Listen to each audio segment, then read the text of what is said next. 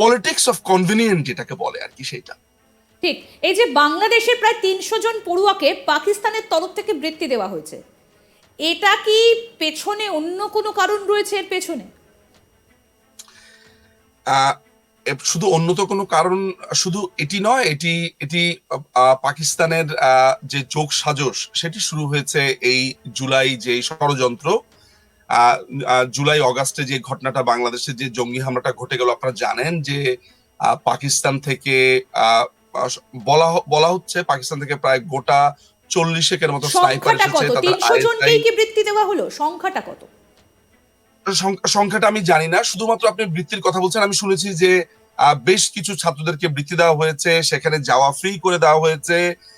পাকিস্তান থেকে এখন বাংলাদেশে জাহাজে করে অস্ত্র আসছে, এবং তাদের যে ডিফেন্স যে মুখপাত্র আছে তারা বলছে যে প্রায় 40,000 অ্যামিউনিশন দিবে, অস্ত্র দিবে নানান ধরনের। এবং তারা এটাও বলছে যে বাংলাদেশে এখন একটি একটি আপনার নন গভর্নমেন্টাল তারা একটা মিলিশিয়া বাহিনী গঠন করবে, যেখানে প্রশিক্ষণও দিবে হচ্ছে আইএসআই এর যারা আছে তারা। অর্থাৎ ভারতের ব্যাপারে বা ভারতের এখানে পুরো ব্যাপারটাকে মাথায় রাখতে হবে, একটা প্রক্সি ওয়ার চলছে, এটাও আপনাকে মাথায় রাখতে হবে। এখানে আপনি ব্যাটল গ্রাউন্ডে যতবারই বাংলাদেশকে কল্পনা করবেন, সেখানে আমাদেরকে কিছুটা ভুল আমরা আছি। কারণ মূল টার্গেটটা যদি হয় ধরেন ইন্ডিয়া, তাহলে ইন্ডিয়ার এই সাইডটাকে অর্থাৎ মোদি গভর্নমেন্টকে ব্যতিব্যস্ত করে রাখবার জন্য এই জায়গাতে আইএসআই এবং সিআই এর একটা প্রক্সি ওয়ার বা এই জায়গাতে একটা ব্যস্ত করে রাখবার যে কৌশল, সেটিও আমি বলতে পারি। আপনি এই ৩০০ জনের কথা বললেন, এখন পাকিস্তানি যেই অ্যাম্বাসেডর আছে সৈয়দ মারুফ আহমেদ, তিনি এই বিজয়ের মাসে অ্যাটলিস্ট 4টা অকেশনে আপনার পাকিস্তানের সঙ্গীত শিল্পীদেরকে নিয়ে এসে এই বিজয় দিবস উদযাপন করেছে। এখন বাংলাদেশের মূল মুখপাত্র হয়ে দাঁড়িয়েছে, বা আমাদের সামনে যারা আসছে বারবার, সেটাই হয়ে গেছে পাকিস্তানের অ্যাম্বাসেডর। সুতরাং এই বাংলাদেশকে একটা মানে আপনি বলছেন 16ই ডিসেম্বরের যে অনুষ্ঠানটা, বিজয় দিবস মানে 16ই ডিসেম্বর, 16ই ডিসেম্বরে পাকিস্তানের তরফ থেকে লোক এসে উৎসব পালন করেছে বাংলাদেশে। 16ই ডিসেম্বরে তো বাংলাদেশে কোনো ধরনের উৎসব পালিত হয়নি। এবার আপনি হয়তো বা জেনে থাকবেন যে বাংলাদেশে এবার বিজয় উৎসব হয়নি, মেলা হয়েছে একটা। বিজয় দিবস হয়নি, সেটা হয়েছে যে আবু সাইদ উৎসব হয়েছে। যেই জামাত বা শিবিরের যে ছেলেটি রংপুরে আপনার ড্রাগ নিয়ে আত্মহত্যা করেছিল, বা সুইসাইডাল স্কোয়াডের যে সদস্য, ওদের যে জামাতের যে সিরাজুস সালেহিন বলে, তাদের যে সদস্য যে জঙ্গিটি ছিল, ওই জঙ্গিকে মূলত উদযাপন করেছে, কোনো বিজয় দিবস উদযাপন করা হয়নি। এবং এই অনুষ্ঠানে আপনি বলছেন যে পাকিস্তানের তরফ থেকে লোক এসেছিল, পাকিস্তানের তরফ থেকে লোক এসেছিল, তারাই মূলত উদযাপন করেছে, তাদের জয়কে উদযাপন করেছে। মানে এটা তো একটা অদ্ভুত বিষয় নয় যে যে দিনটাতে বাংলাদেশ স্বাধীন হলো পাকিস্তানের হাত থেকে, সেই দিনটাতেই আবার পাকিস্তানের আর্মি আসছে, মানে স্বাধীনতাকে তো ফিরিয়ে দেওয়া। আপনার পাকিস্তানে আপনি জানেন যে 16ই ডিসেম্বরে বাংলাদেশে নানান ধরনের প্রোগ্রাম হয়, সমস্ত প্রোগ্রামকে আপনার স্থগিত করা হয়েছে। বিশেষ করে বুদ্ধিজীবী তার আগে আমরা দেখিয়েছি যে বুদ্ধিজীবী শহীদ দিবস, সেগুলো প্রত্যেকটা স্থগিত করা হয়েছে। জয় বাংলা স্লোগানকে স্থগিত করা হয়েছে। এবং সবচেয়ে বড় ব্যাপার হচ্ছে যে ভাষণগুলোতে কখনোই বলা হচ্ছে হানাদারদের কথা। আমরা কিন্তু এত বছর ধরে জেনে এসেছি, পড়ে এসেছি পাকিস্তানি হানাদার বা পাকিস্তানি যে জান্তা বাহিনী আমাদের অত্যাচার করেছে।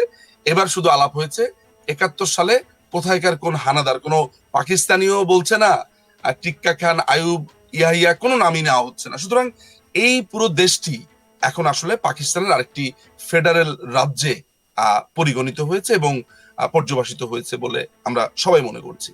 কিন্তু একটা প্রশ্ন এখানে চলে আসে, ভারতবর্ষ যেমন কাউকে অ্যাটাক করে না, এটা আপনারাও জানেন, তেমনি আমাদের দিকে যদি কেউ আঙুল তোলে আমরা তাদেরকে ছেড়ে দিই না। কিন্তু এই শরীফুল রহমান, জামাতের যিনি আমির, তিনি যে কথা বলছেন, শুরুতেই যে প্রশ্নটা আপনার কাছে করেছিলাম যে আমরা চাই আপনারা শান্তিতে থাকুন, এই ধরনের কথাগুলো বললে তো খুব স্বাভাবিক বাংলাদেশ ভারতের একেবারে নজরে, সেনাবাহিনীর নজরে, ইন্ডিয়ান আর্মির তো একেবারে নজরে পড়ে যাবেন বাংলাদেশের এই আমির। আমার মনে হয়, যেটা আমি শুরুতেও যেটার কথা বলেছিলাম, যে আমার ধারণা যে ইন্ডিয়ান ইন্টেলিজেন্স কিংবা যারা কর্তা ব্যক্তিরা আছে, তারা নিশ্চয়ই এই ব্যাপারগুলো সম্পর্কে ওয়াকিবহাল আছে, এটা আমার ব্যক্তিগত একটা ধারণা। এবং তারা যে বাংলাদেশের সীমান্ত ব্যবহার করে ভারতের যেই সীমান্তবর্তী যে স্টেট গুলো আছে সেখানে যে এক ধরনের আহ ভয়ঙ্কর রকমের আনরেস্ট সিচুয়েশন তৈরি করবার পায়তারা করছে। এবং আপনারা জানেন যে খুবই কম সময়ের মধ্যে 3টি পাকিস্তানি জাহাজ বাংলাদেশে ভিড়েছে। এবং মজার ব্যাপার হচ্ছে যে এইখানে যতগুলো কন্টেনার আছে, প্রথমবার আপনার 367টা কন্টেনার এসেছিল।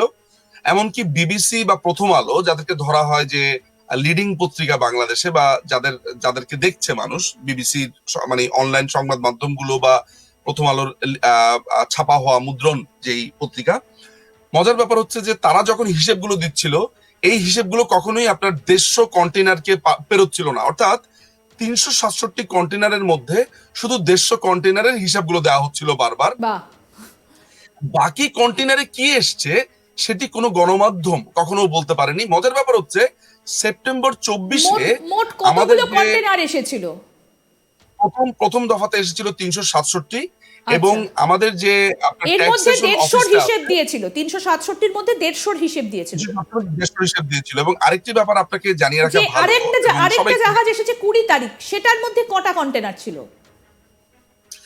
সেটির মধ্যে কটি কন্টেনার এসছে, এবং গতকাল 20 তারিখ তো এসছে, তার আগে আরেকটি এসছে মাঝখানে, টোটাল 3টি এসছে।